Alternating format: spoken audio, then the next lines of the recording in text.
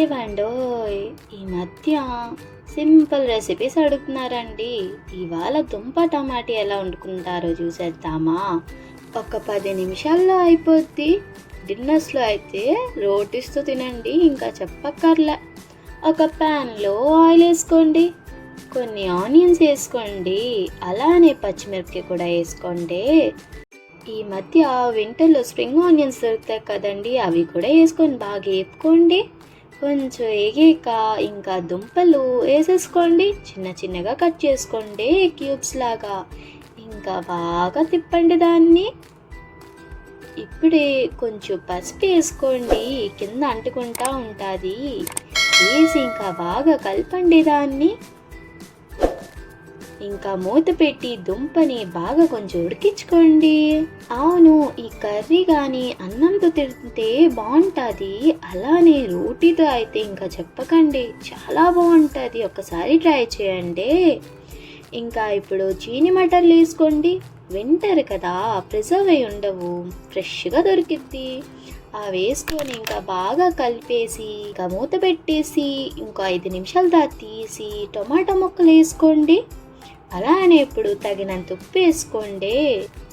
ఇంకా బాగా కలపండి. ఇంకా దాన్ని ఇప్పుడు టమాటీలు బాగా మగ్గే వరకు ఆ మూత తీస్తూ పెడుతూ కలపండి. ఇంకా ఇప్పుడు చూడండి, టమాటాలు బాగా మగ్గాయి కదా.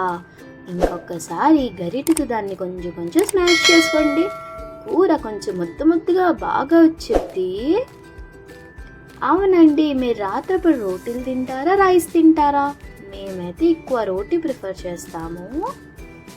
ఇంకా ఈ కర్రీలో కారం, జీరా పౌడర్, ధనియా పౌడర్ వేసుకోండి.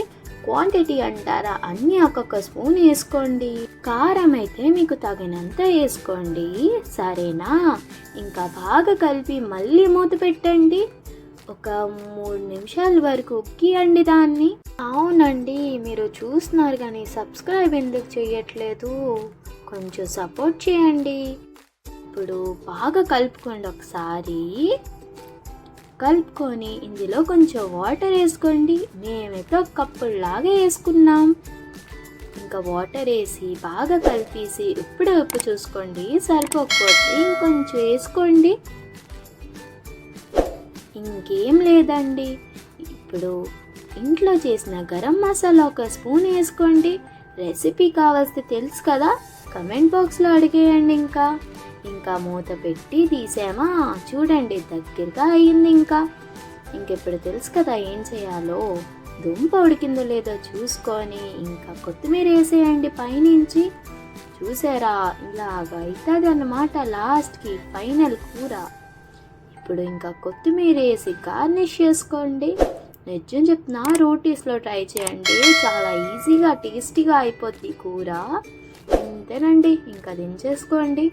మా మమ్మీ అయితే నా కోసం ప్లేట్ రెడీ చేస్తుంది, చూసేయండి. ఇంకా కూర ఒక బౌల్ వేసుకొని ఒక చపాతీ తీసుకొని ఇంకా దాంట్లో ముంచుకొని తింటేనా చాలా బాగుంటుందండి, ట్రై చేయండి. సరే, మళ్ళా ఇంకా బాయ్.